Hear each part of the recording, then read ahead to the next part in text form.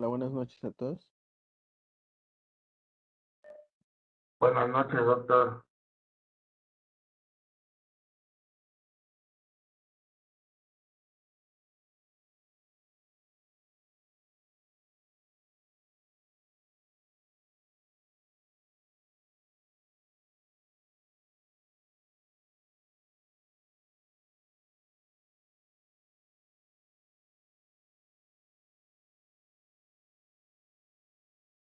Bien, vamos a iniciar, perdón, la sesión de hoy.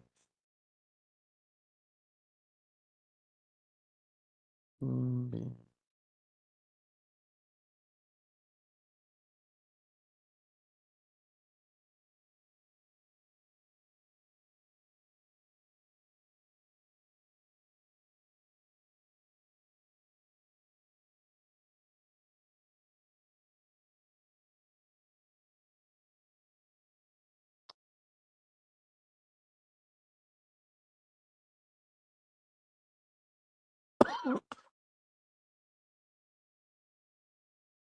Listo. Ok.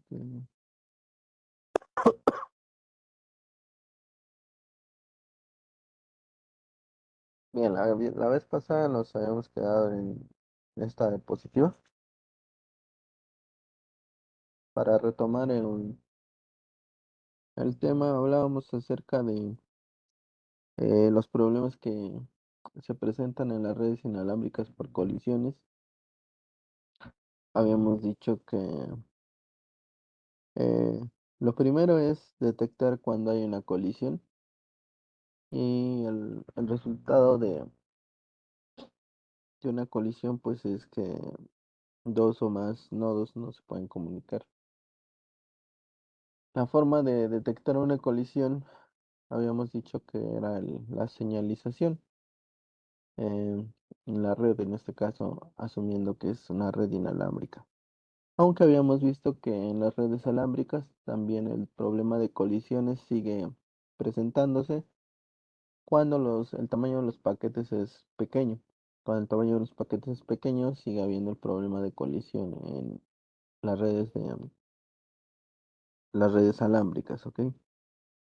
Eh, una vez que somos capaces de detectar colisiones, lo que sigue es tener algoritmos que puedan trabajar de manera eficiente desde el punto de vista del consumo energético.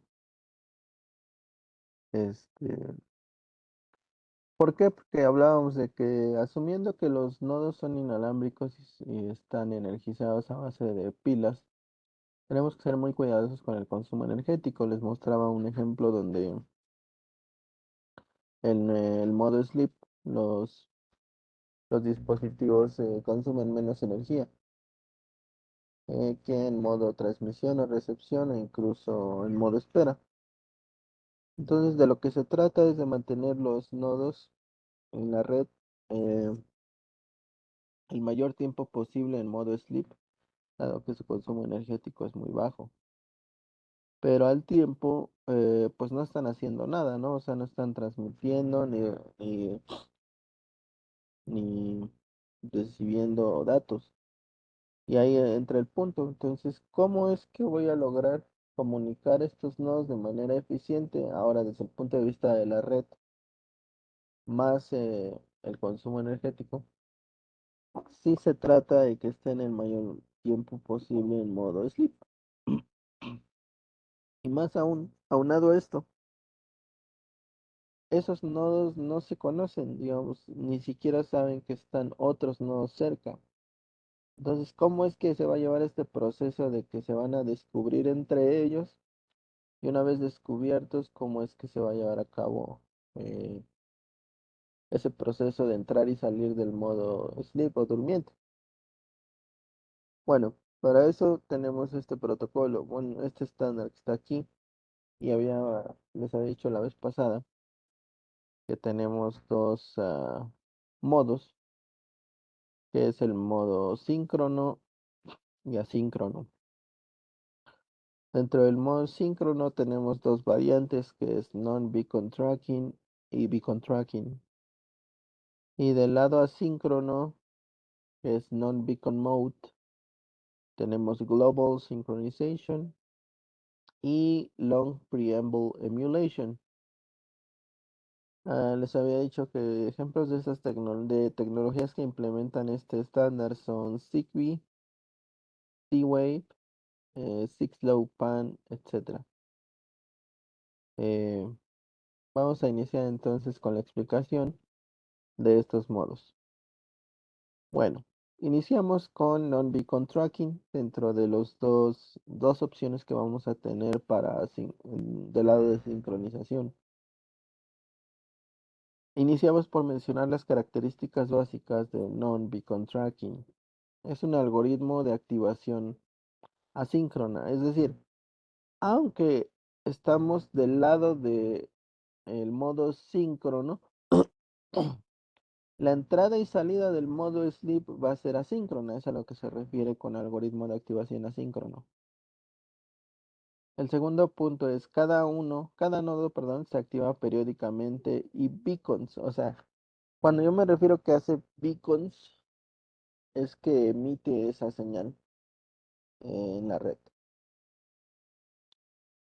Es decir, cada nodo se mantiene activo por un periodo corto de tiempo después de hacer beacon, es decir, después de enviar esta señal.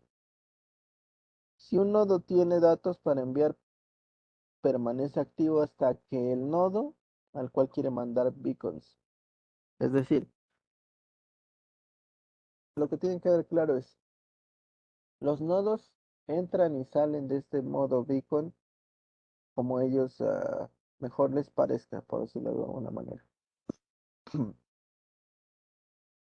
Una vez que un nodo despierta bajo este eh, algoritmo o este protocolo, lo que tiene que hacer es enviar el beacon.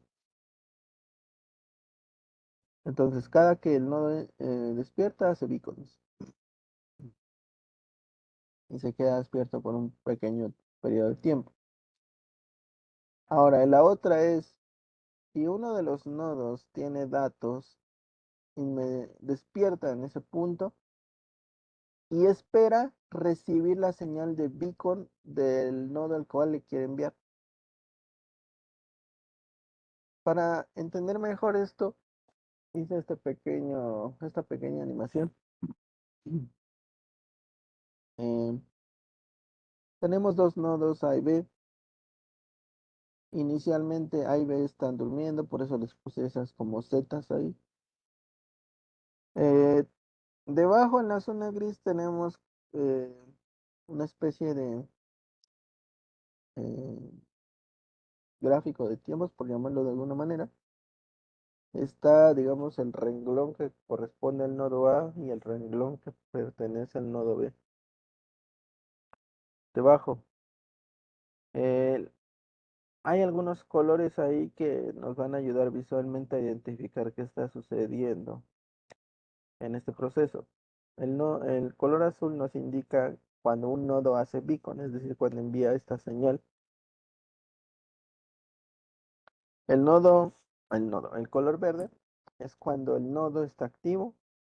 El color blanco es cuando hay datos que quiere transmitir. El color amarillo es cuando envía esos datos.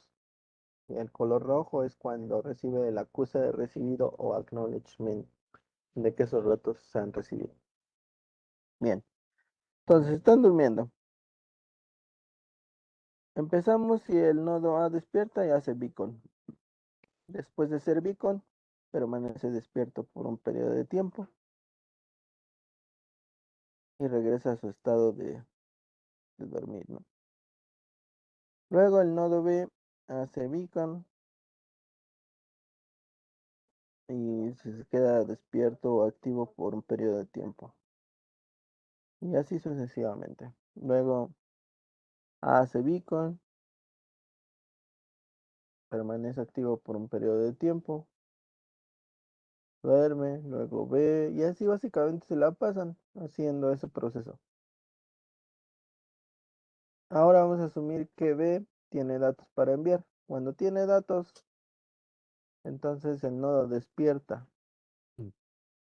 y permanece activo hasta que el otro nodo, que en este caso es A, hace beacon. Ahí el nodo B dice, ok, ya despertó A, le puedo enviar mis datos. Envía sus datos y después A necesita hacerle el acknowledgement de que ya lo recibió, ¿no? Envío de datos, ambos están activos, el envío de datos termina y entonces A hace el acknowledgement de que ha recibido los datos y vuelven a su proceso común de siempre de dormir, despertar, hacer beacon. ¿Ok? Ese es el proceso. Bien, vamos a verlo por segunda vez. Bien, nodo A despierta, hace beacon y se mantiene despierto. Entra en modo sleep otra vez y ahora el turno es del nodo B. Hace beacon y se mantiene despierto. Recuerden que esto de entrar y salir del modo sleep es de manera aleatoria, por decirlo así.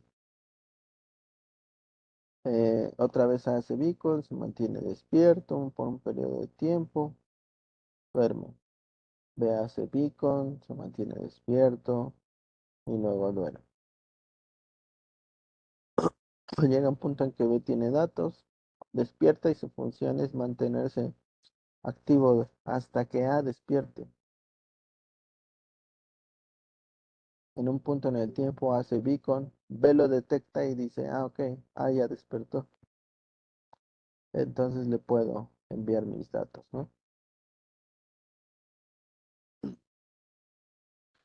Luego envío de datos por parte de B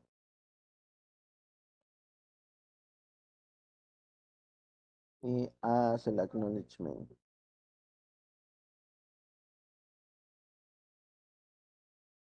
Y listo, ¿ok? Ese es el proceso de cómo trabaja non-beacon tracking. ¿Cuáles son las desventajas de este protocolo?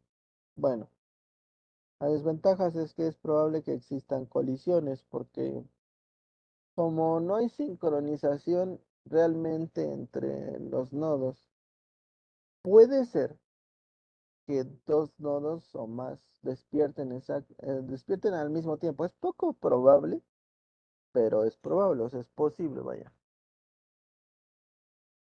Y que se colisionen. Si después estos nodos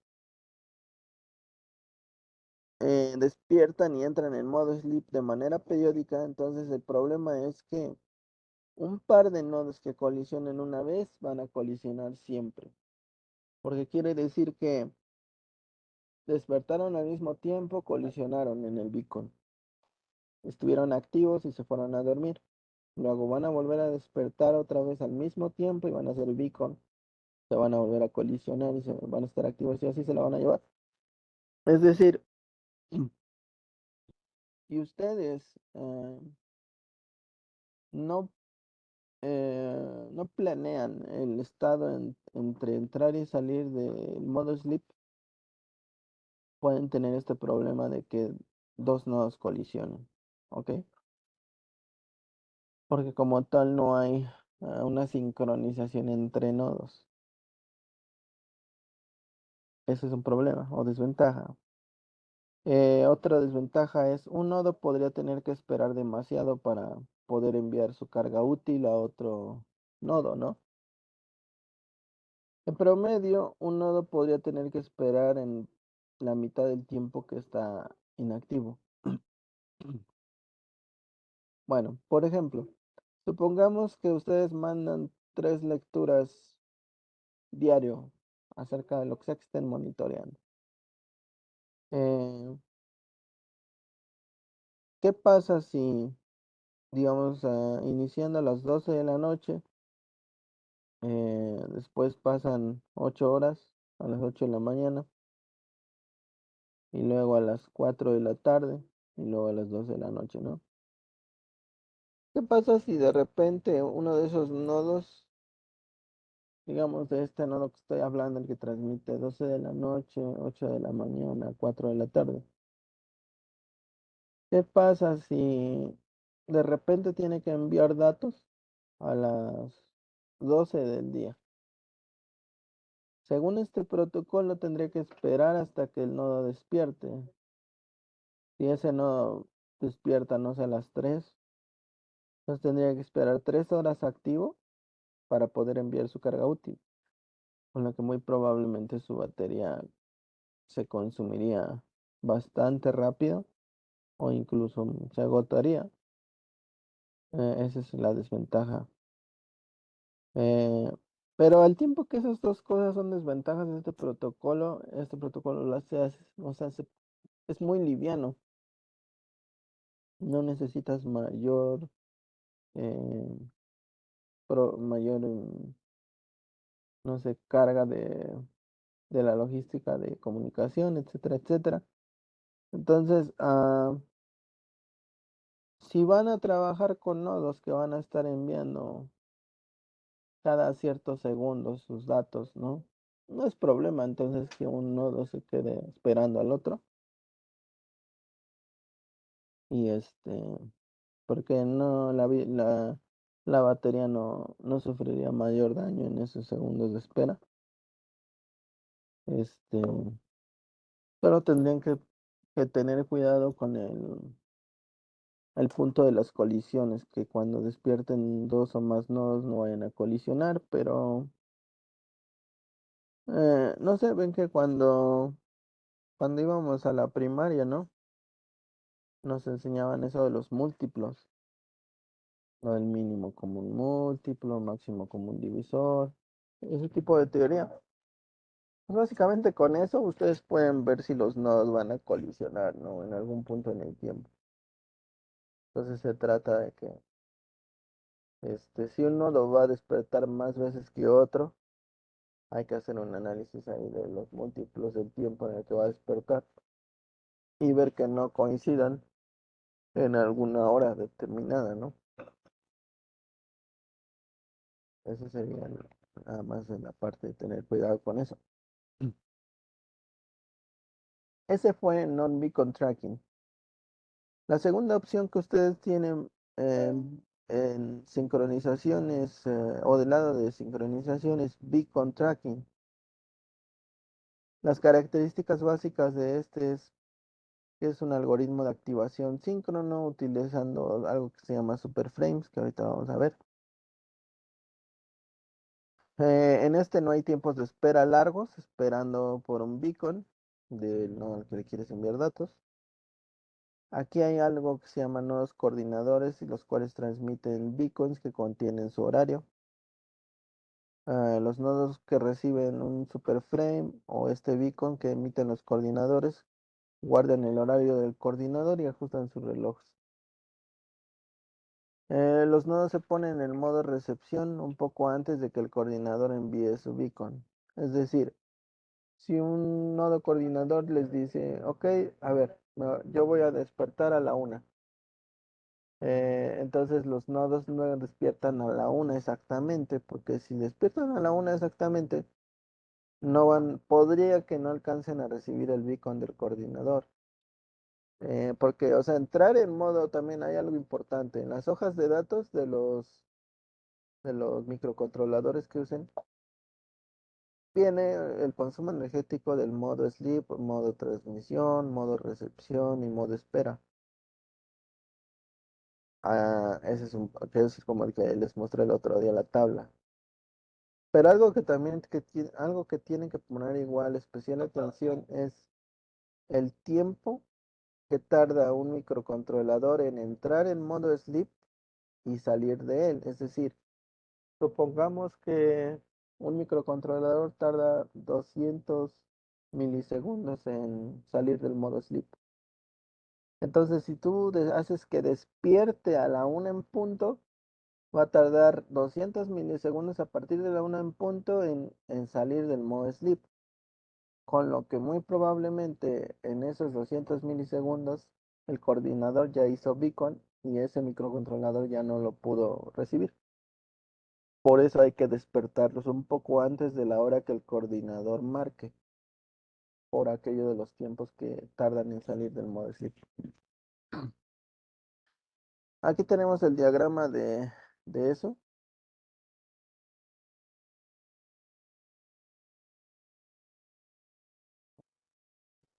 Eso, ¿ah? Bueno, en este caso tenemos tres nodos, A, B y C. Eh, dense cuenta que sobre el renglón de A existe la parte del beacon en azul, la parte del tiempo que va a estar activo. Y en en los nodos B y C no existe ese pedazo azul, que es lo del beacon. ¿Por qué no existe esa parte azul?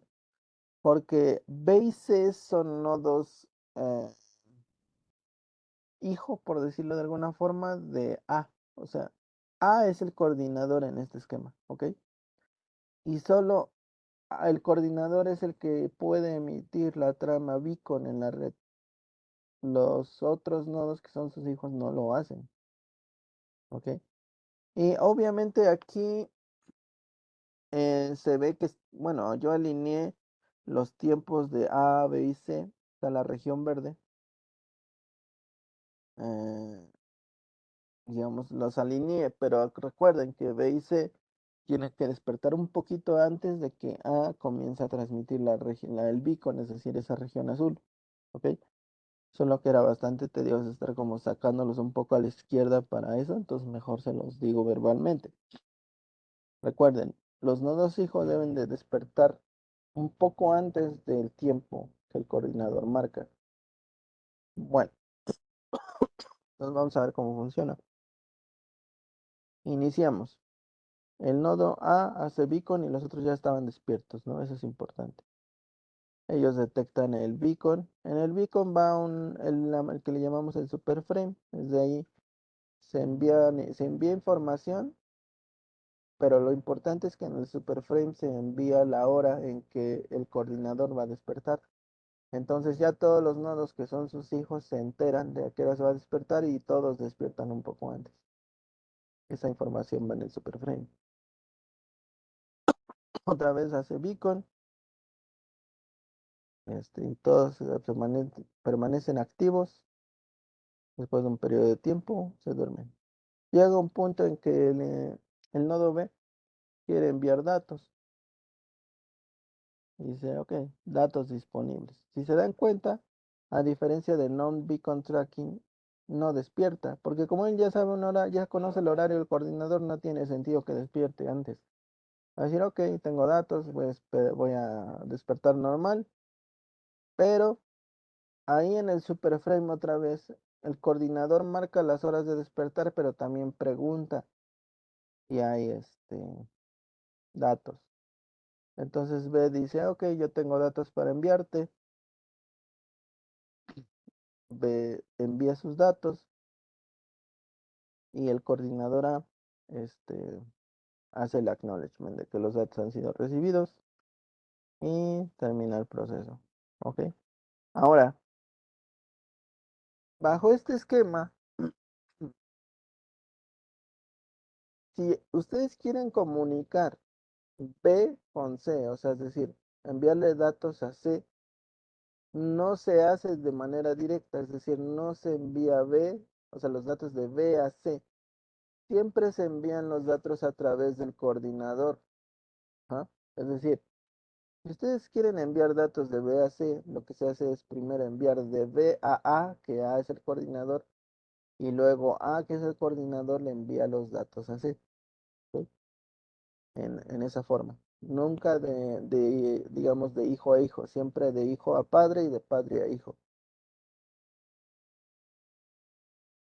Eso es cómo funciona la parte de beacon tracking con el coordinador. Ahora, ¿cuáles son las desventajas?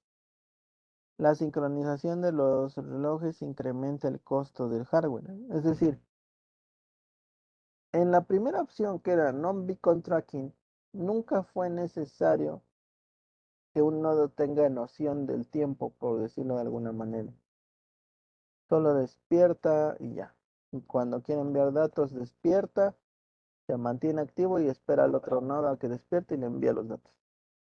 No necesitan relojes, ninguno de los dos, o varios nodos. Pero bajo el esquema de beacon tracking, dado que existe esta figura del coordinador, eh, todos necesitan tener un reloj, ¿no? Para ponerlo, digamos, su alarma y poder despertar. Entonces eso incrementa el valor del hardware, que tengan un reloj. Y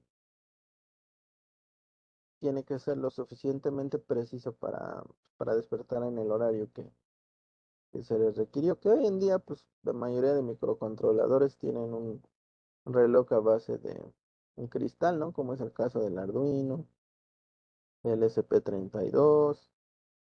Pero digamos que esos nodos ya son caros comparados con los que podrías usar en la versión de non-beacon tracking, que es la previa a esta, porque esos podrían incluso no tener o tener uno a base de un circuito RC, que anteriormente los relojes más antiguos, por decirlo así, o no los antiguos, los relojes más baratos electrónicamente hablando eran los RC, que son esos que les comentaba yo alguna vez, que un circuito que se llama 555 ocupa ese tipo de tecnología para generar su señal cuadrada. ¿Podrías tú crear un reloj como ustedes lo conocen, de esos para medirle la hora, los minutos y los segundos con un circuito 555? ¿Es posible? Sí, sí es posible. ¿Es preciso? No, no es preciso. Qué tanto no es preciso? En un año habría un desfase de alrededor de, me parece que de 12 segundos. O sea, no es tanto, ¿no? Tampoco es que vaya a variar por 3 días. Pero para efectos de electrónica, donde las cosas suceden bastante rápido, ese desfase sí es interesante o sí es importante. Bueno, entonces, si quieren utilizar beacon tracking, donde está esta figura de del coordinador y los hijos, que también permite una red mucho más robusta, ¿no? Porque puedes tener varios coordinadores, no solo uno. Eh, y tener una red mucho más eficiente, no eficiente, mucho más grande. Eficiente igual, porque no necesitas que los nodos despierten y estén activos todo el tiempo, como en el caso de non-beacon tracking. Entonces, a lo que voy es, depende, lo que ustedes necesiten es qué tipo de protocolo van a implementar. La segunda desventaja es, ¿qué pasa si los beacons no pueden ser escuchados por la red completa? Es decir, que al nodo que tú quieres im- llegar a hablar, o sea, desde el punto de vista del coordinador, ¿no? Porque acuérdense que el coordinador en este protocolo es el único que hace beacon. ¿Qué pasa si tu radio de cobertura, digámoslo así, es de 20 metros? Entonces tus hijos, todos los que están en ese radio de cobertura a 20 metros, pues te escuchan, o sea, cada que haces beacon, ellos se enteran. Pero ¿qué pasa si tienes un nodo a 30 metros? Ya no te va a escuchar, ya no estás ya no está dentro de tu radio de cobertura como coordinador. Bueno, ahí lo que podemos usar es lo que les comentaba, una red multi-hop o multisalto. Eso es bastante común en redes IoT, ¿no? De hecho, es la que caracteriza este tipo de redes, las redes multisalto. Pero para que haya una red multisalto necesita haber más de un coordinador, ¿ok? Bien, vamos a seguir con este protocolo, el protocolo Beacon Tracking, pero en su versión multi-hop o multisalto, que es básicamente la característica fundamental detrás de las redes IoT. En este esquema hay que definir varios coordinadores y los nodos deben de formar un árbol de asociación, con lo que los nodos hijos deben activarse para comunicarse con su nodo padre.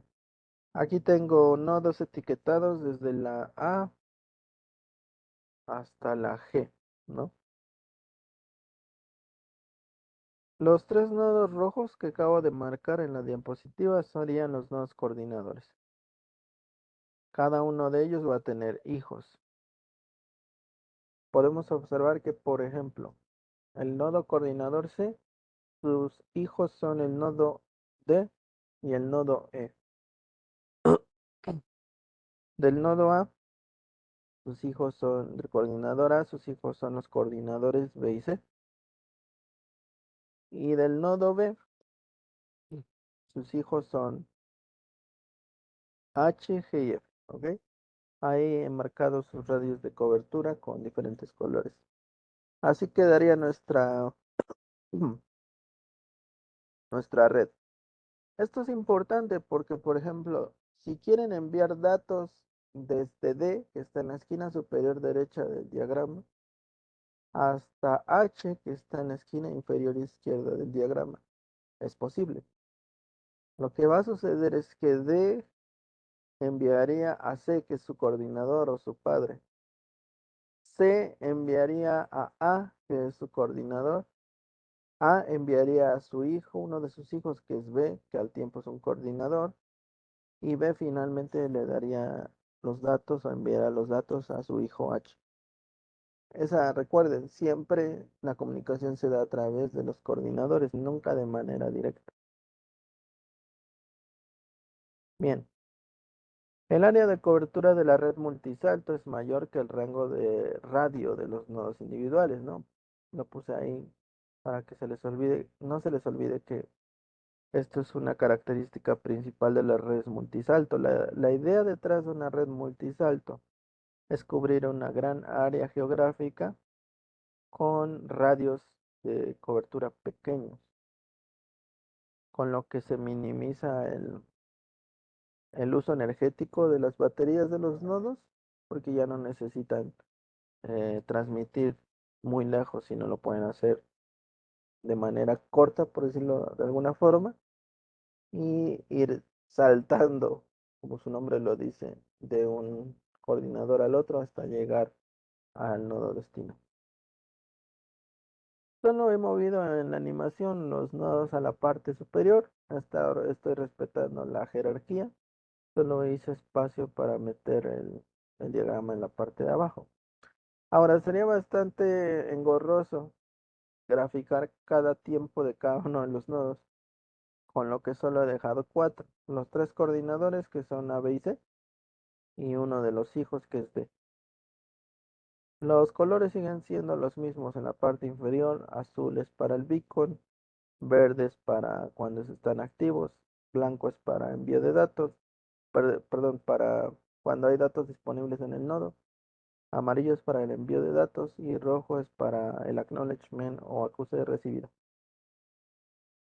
Bien, el coordinador A, noten que tiene, como es el coordinador principal, eh, al inicio de su sección está la parte azul, ¿no? Que es cuando hace beacon. Pero noten que B y C, que son coordinadores, no tienen esa parte azul. Pero no es que no tengan la capacidad de hacer beacon en la red, es que en ese instante de tiempo, en ese intervalo, no lo hacen. Solo lo hacen cuando llega su momento. ¿Sí? Ahí lo estoy marcando ahora. Por ejemplo, B, perdón, hace beacon después que A, para no hacer interferencia, porque en ese punto él maneja su sección de su red. Y dense cuenta que A, aún siendo el coordinador o padre de B, hay instantes de tiempo que él no hace nada, solo escucha. Y luego está el turno de C, ¿no? C también es coordinador, tiene su momento y también hace beacon dentro de la red. Y D, pues D nada más escucha porque es hijo de C. Ajá, entonces, el punto de este diagrama es que ustedes entiendan que aunque hay múltiples coordinadores, nunca dos coordinadores hacen beacon al mismo tiempo. Siempre hay una coordinación de todos. Y aunque un nodo sea coordinador, llega un punto en que solo escucha en la red. no hace beacon. Entonces, por ejemplo, aquí estoy marcando que B quiere transmitir datos. Entonces, como B quiere transmitir datos, este, recuerden que B le tiene que mandar, lo que sea que quiera B, necesita dárselo a su padre. En este caso es el nodo A. Y el nodo A hace beacon hasta uno de los bloques arriba. Y ahí es cuando entonces B le puede enviar sus datos a A, ¿no? Y posteriormente, este, A le enviará el acknowledgement y se termina el proceso, ¿ok? ¿Cuáles son las desventajas de non-beacon tracking teniendo, o si teniendo múltiples coordinadores o beacon tracking multi-hop o multisaltos? Bueno, las desventajas son, los nodos tienen que estar activos durante el periodo que dura el superframe, incluso si no tienen datos para ser enviados, ¿no? Es decir, los nodos tienen que despertar sí o sí un poquito antes de que, de que su coordinador haga beacon, tengan o no datos, pero mm, eso lo maneja como una desventaja, pero pónganse a pensar que en dos nodos, A y B, que B sea el hijo de A. Entonces B despierta un poquito antes de que A haga beacon, ¿no? Y B no tiene nada que enviarle a A, o sea, dirías para que despierte, o sea, consume energía de manera innecesaria, pero pónganse a pensar, ¿qué tal si A, que es el coordinador de B, sí tiene datos para B?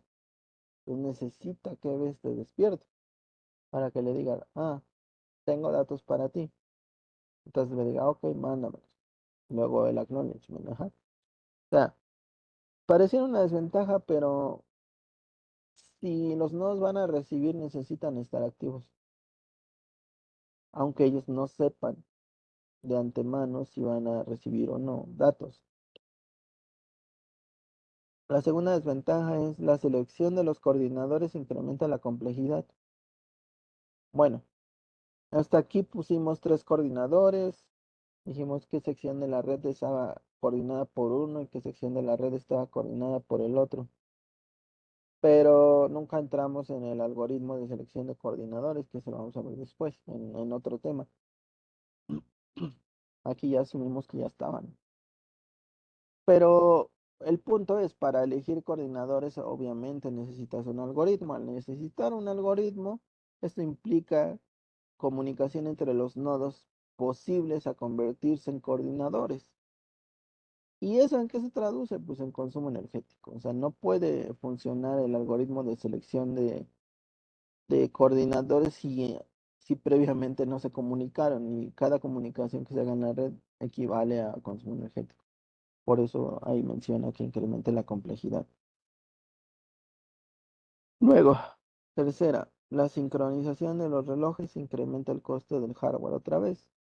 Bajo este esquema que ocupas coordinadores, necesitas que todos los nodos mantengan un reloj para tener ahí el control del tiempo de en qué momento van a despertar y en qué momento van a ir a dormir. ¿Ok? Esas dos opciones tienen para del lado de la sincronización. Non-beacon tracking y beacon tracking. Y dentro de beacon tracking tienen beacon tracking con multisalto utilizando coordinadores. Ahora, vamos a entrar a la parte de no síncrono.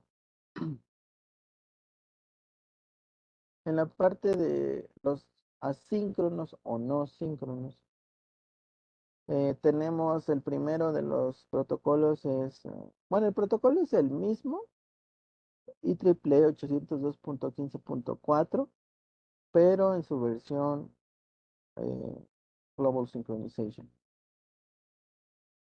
Bien, características de Global Synchronization. Es similar a beacon tracking, pero en lugar de beacons se utilizan mensajes de sincronización transmitidos ocasionalmente. No utiliza coordinadores o un árbol.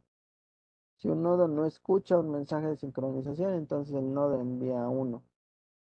Utiliza CSMA, es decir, codificación eh, por códigos con detección de portadora, se llama. Eh, las desventajas de este es que requiere que los nodos estén activos por más tiempo para recibir los mensajes de sincronización y errores provocados por los relojes, ¿no? Ese es el de Global Synchronization. Eh, Como tal es una opción dentro de los asíncronos, pero yo no he visto sí, esta versión del protocolo implementada. Siempre la he visto en teoría, o sea, como que es una opción, pero no, yo no he tenido pues la oportunidad de ver este algoritmo implementado. Y a los que les he preguntado que por qué no lo implementan, dicen que porque se les hace complejo, pero por el control de los mensajes de sincronización. Y entonces yo se los menciono, pero yo decirles que yo lo he hecho, yo lo he visto, no.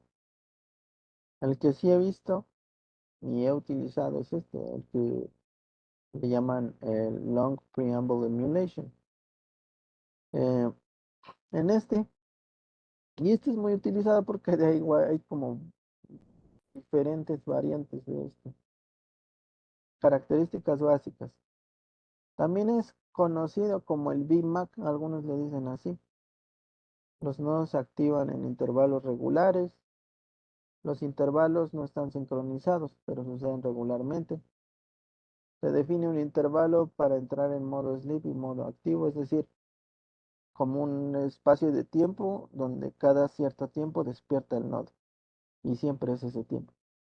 Los nodos remitentes envían mensajes de peticiones de escritura hasta que el nodo destino esté activo.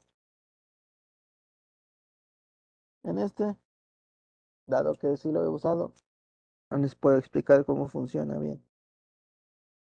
Tenemos dos nodos A y B, ambos, ya que recuerden que parten de que están durmiendo. Aquí hay una pequeña variación. Recuerden que este ya pertenece a los asíncronos, ¿ok? En- entonces aquí no existe eso de hacer beacon. O sea, el de hacer beacon es como una señalización, ¿no? Por eso ese beacon se utilizaba en los síncronos. Aquí hay algo que se llama peticiones de escritura que maneja el mismo color en azul, pero no quiere decir que sea exactamente lo mismo que el beacon. Por eso estos son asíncronos, porque no usan beacon. En este protocolo asíncrono, grábenselo bien, es que no usan beacons. Si usan beacons, son síncronos. Si no usan beacons, son asíncronos. Y después respetamos los mismos colores que ya veníamos usando. Verde para parte activa, blanco para datos, amarillo para enviar datos, rojo para hacer el acknowledgement. Bien, entonces el nodo A despierta, ¿no? Luego el nodo B, y así se la llevan. Despiertan, pero recuerden que hay un intervalo que habíamos dicho, ¿no? Entonces A espera el intervalo, despierta. B espera el intervalo, despierta. Y así se la llevan. Llega un punto en que B tiene datos para enviarle a A, ¿no? Entonces, igual que beacon tracking se mantiene activo durante ese tiempo que está marcado ahí, pero empieza a enviar peticiones de escritura, ¿no? Una tras otra, como unas ráfagas, durante un tiempo. Después de un rato, pues obviamente ya va a despertar, ¿no? Y lo curioso de este Long Preamble Emulation es que envía las peticiones de escritura lo que lo que le resta del tiempo para despertar. O sea, me explico. Supongamos que el intervalo que hemos definido es de 5 minutos, ¿ok? Cada 5 minutos los nodos despiertan. Supongamos que el nodo B se acaba de dormir y a los 3 minutos tiene datos para enviar. En ese momento despierta.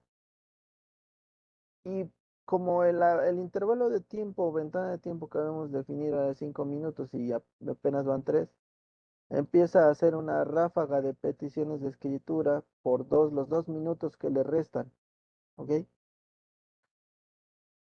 O llega un punto pues, en que A detecta estas ráfagas y se mantiene despierto. Esas ráfagas terminan, B envía sus datos y A le hace el acknowledgement, ¿no? Eh, Ustedes pueden decir, está como raro, ¿no? ¿Por qué está envíe las ráfagas pudiendo, no sé, este, que A le conteste de, ok, ya sé que quieres enviarme datos, mándamelos. Pero así está el protocolo. Ahora, ustedes lo ven así con dos nodos y dicen, no, no puede ser, o sea, es como pérdida de tiempo, este, no sé, es bastante, como pueden decirlo, bastante tonto hacer eso pudiéndolo hacer más eficiente, ¿no? Sí, pero con dos nodos es bastante tonto si lo quieren ver así. Pero si tienen 1000 nodos, ya no tanto. Eh, Porque cuando tienes muchos nodos, lo que quieres es que el protocolo sea sencillo por dos cosas. Una, para que sea fácil de implementar. Y la segunda y la más importante, para que cuando falle el sistema sea fácil de depurar. Porque entre más complejo hagas un protocolo, mucho más difícil de depurar o encontrar un error es más difícil. Es, por eso es que tenemos estos algoritmos o estos protocolos tan sencillos, porque cuando la red crece bastante, lo que uno menos quiere es que el protocolo sea complejo de depurar o de implementar. Por eso son así. Este fue obviamente la primera opción que se planteó dentro de Long Preamble Emulation. Alguien vio lo que nosotros nos estamos dando cuenta que es innecesario estar mandando múltiples veces la petición de escritura. Y de ahí nació Long Preamble Emulation with Acknowledgement, ¿no? LPEA. Bien, en la parte inferior noten que he agregado un color más, en este caso es un color rosa, y este se llama Acknowledgement de petición de escritura. Está el Acknowledgement a secas, o sea, de cuando haces el acuse de recibido el paquete. Y este acknowledgement de petición de escritura es como un acuse de que recibí tu petición de escritura. Bien, volvemos al punto.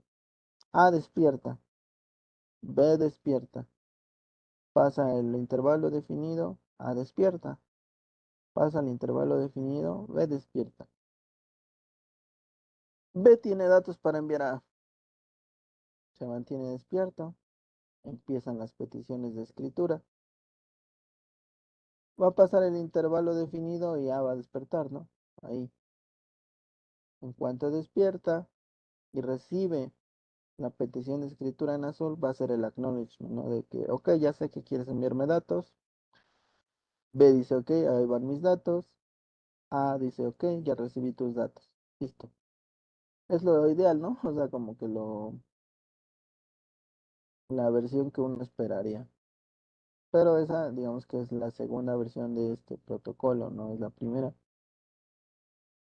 Me regresé unas cuantas diapositivas, pero solo para recordarles que la versión básica solo hace peticiones de escritura por el tiempo que queda y ambos nodos se mantienen despiertos, envían, hacen la repetición. En Long Preamble Emulation with Acknowledgement es como que lo que uno esperaría del protocolo.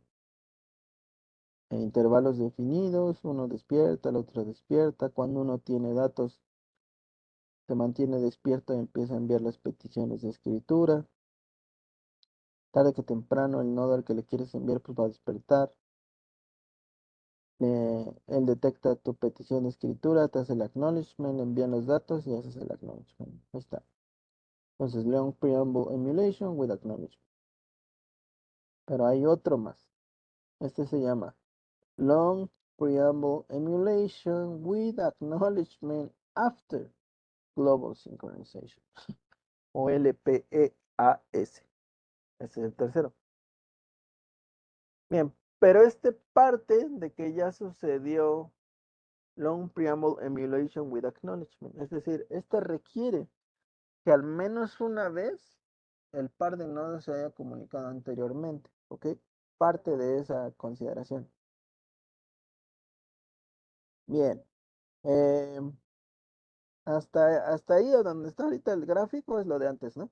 O sea, el nodo B envió las peticiones de escritura, el nodo A le hizo el acknowledgement de la petición de escritura, el nodo B envió los datos y el nodo A contestó con el acknowledgement, ¿no? Hasta ahí. En ese punto van a hacer un pequeño cálculo.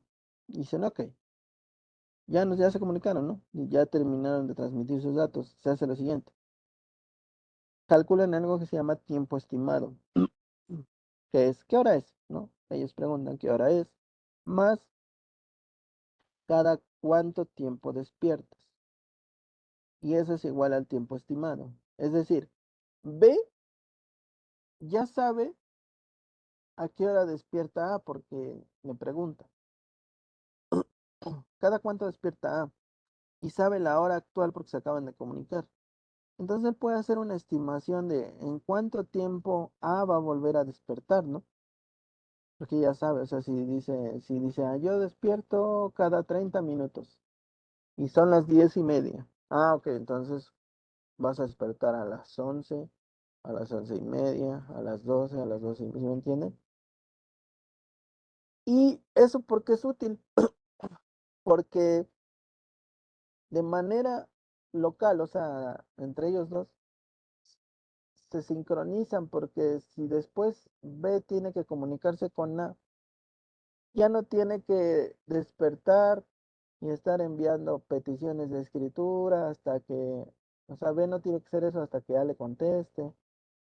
No, porque ya sabe a qué hora va a despertar, porque como ya se comunicaron anteriormente, entonces ya nada más lo que hace B es despertar un poco antes para que se pueda comunicar, ¿no? Y entonces A despierta, B despierta, B tiene datos, pero a diferencia de la versión de la primera vez que se comunicaron, vean que aquí dice tiempo restante, dice B dice, ok, falta tanto para que despierte A, me voy a esperar. Se mantiene dormido, despierta un poco antes y empieza a hacer sus peticiones de escritura, ¿no? Y casi inmediatamente contesta A con el acknowledgement. Y después, pues, B le envía sus datos, A le hace el acknowledgement y todo listo. Entonces, esta versión se llama Long Preamble Emulation with Acknowledgement After Local Synchronization. Ujú. Y este es el más utilizado del lado de los asíncronos. Hay cualquiera de los tres, ¿eh? El primero, el segundo, el tercero. El último, pues es el más común porque es mucho más eficiente. Los nodos que quieren transmitir datos a otros nodos no despiertan de manera innecesaria, solo lo hacen la primera vez. Después de que se sincronizan con los otros nodos, pues ya no necesitan hacer eso. Y eso es todo lo que tiene que ver con esto.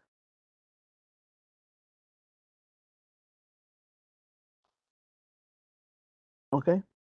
Bien, entonces retomamos. Tenemos eh,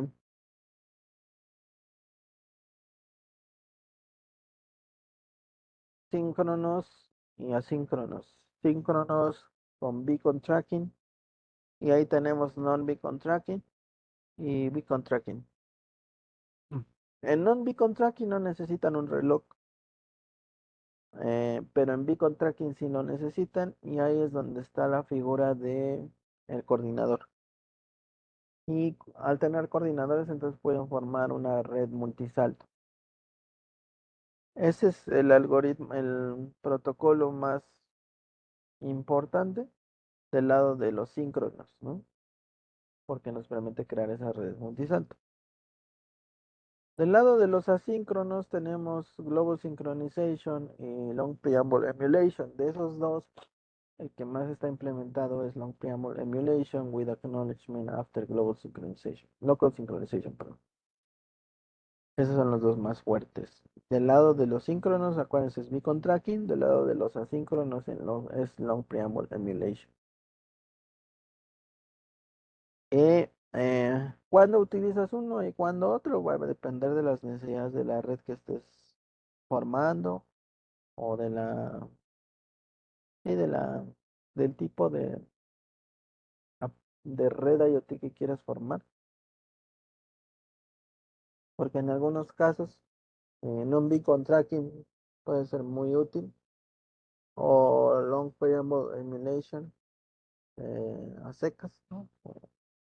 O with acknowledgement, no hay mayor problema. Eh, y recuerden que siempre lo ideal es mantener el mayor tiempo que se pueda los nodos en modo sleep. Bien, ¿dudas de esto?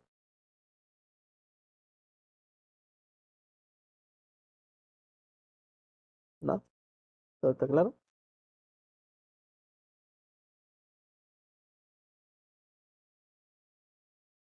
Por el momento creo que sí, ya sería cosa de aplicarlo. Ok, ahora yo les voy a ayudar. Bien, lo que quiero que hagan es lo siguiente. Quiero que en un documento pongan su diagrama de bloques de su proyecto y que tomen esos, vamos a agarrar los tres que sí se usan mucho, ¿no? O sea, non-beacon tracking y beacon tracking del lado del síncrono y long preamble emulation con sus variantes del lado del asíncrono. Y entonces yo quiero que lo que quiero que hagan más bien es que redacten cada uno, no el que quieran, no. Los que les digo, o sea, son cinco, ¿no? Beacon tracking ahí van dos, esos son síncronos. Y del lado de long preamble emulation es long preamble emulation a secas, long preamble emulation with acknowledgement y long preamble emulation with acknowledgement after local synchronization, ¿no? Ahí son cinco. Lo que quiero que hagan en ese documento, así sencillo, no se vayan a extender mucho. Bueno, si lo creen necesario, pues háganlo, pero mm, ya saben que a mí me gustan las partes, las cosas sintéticas. Quiero que pongan, no, este protocolo no me sirve por bla, bla, bla, bla, por esto y lo otro. O este protocolo sí me sirve por esto y esto. O sea, solo quiero que escriban en un párrafo, tres líneas, cuatro, máximo cinco, no sé. Bueno, o sea, más bien mínimo tres líneas. Si quieren usar más líneas, pues ya va a depender de ustedes. Pero en mínimo tres líneas quiero que me digan si sí es útil para lo que van a hacer o si no es útil para lo que van a hacer. ¿Ok?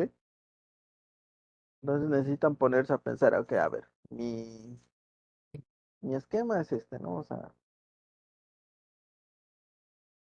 mi diagrama de bloques es este. A ver, y tienen que empezar a pensar, a ver, supongamos que están durmiendo los nodos. ¿Qué necesito? O sea, ¿quién va a tener datos? No, pues el nodo tal. ¿Cada cuándo va a tener datos? ¿Cómo quiero que despierte y luego qué? O sea, ¿sí me entienden? Y realmente muy pocos proyectos son IoT desde este punto de vista. La mayoría no. O sea, la mayoría caerían en proyectos de TI generalmente, porque a veces solo hay un nodo, que es realmente que se duerme, o dos nodos, no son muchos. Este, eh, pues es bastante sencillo implementar algo, pero pues va a depender de lo que ustedes decidan, ¿no? O sea, quiero que se pongan a pensar un poco en esta parte del modo sleep, porque normalmente como que todos siempre explican sus proyectos y así, pero nunca hablan de la intermitencia que va a tener el nodo o los nodos en la red.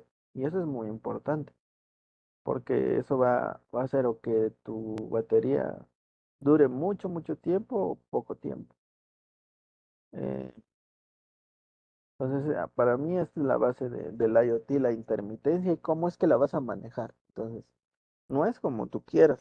Bueno, sí, puede ser como tú quieras, pero para eso hay protocolos, ¿no? Para que, en teoría, un protocolo pues es mejor de lo que tú ya pensaste implementar, porque mucha gente muy preparada en estas áreas ha hecho ese mismo ejercicio de pensamiento de qué va a pasar con los nodos, cómo se van a comunicar, cómo hago que entre en un modo sleep y salgan de él, bajo qué condiciones, si necesito cubrir áreas geográficamente mucho más grandes que mi radio de cobertura del nodo, cómo le voy a hacer. Todas esas interrogantes ya están ya están resueltas con estos protocolos.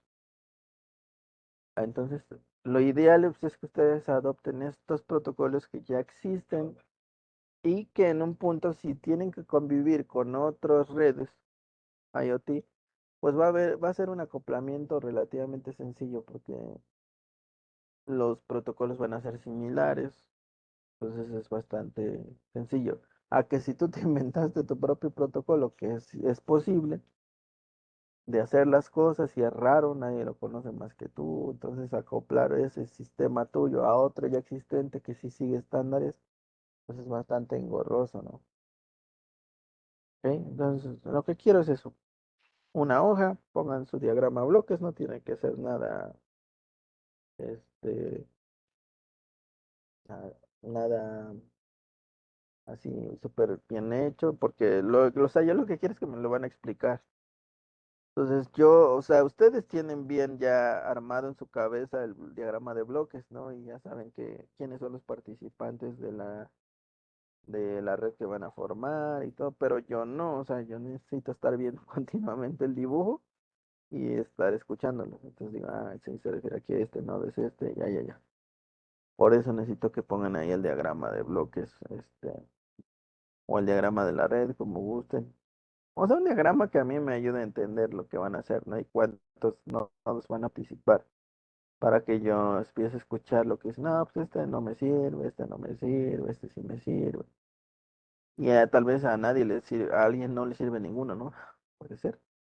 Y ahí podríamos debatir un poco de, ah, mira, no has considerado esto, si consideras esto, tal vez sí te sirve este, y así, ¿ok?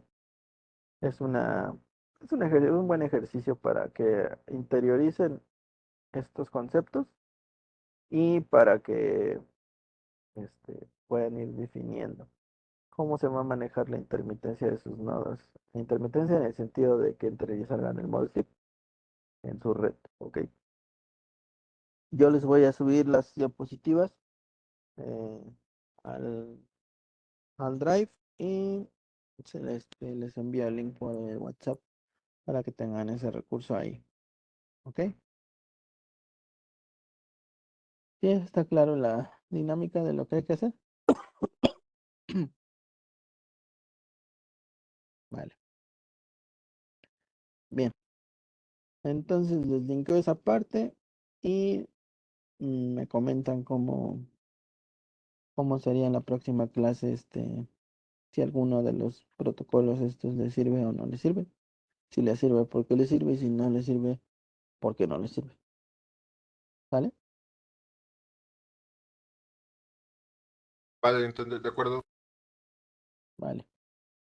Bueno, pues entonces les agradezco su presencia y gracias por esperarme. Solo que venía ahí manejando de una junta que tuve. Y sí, da un poquito de tráfico cuando llega a Pachuca, pero gracias por esperar. Bien, les agradezco su presencia y les deseo que tengan buena noche. Nos vemos la próxima clase, por favor. Buenas noches, hasta luego. Hasta luego. Hasta luego. Bye.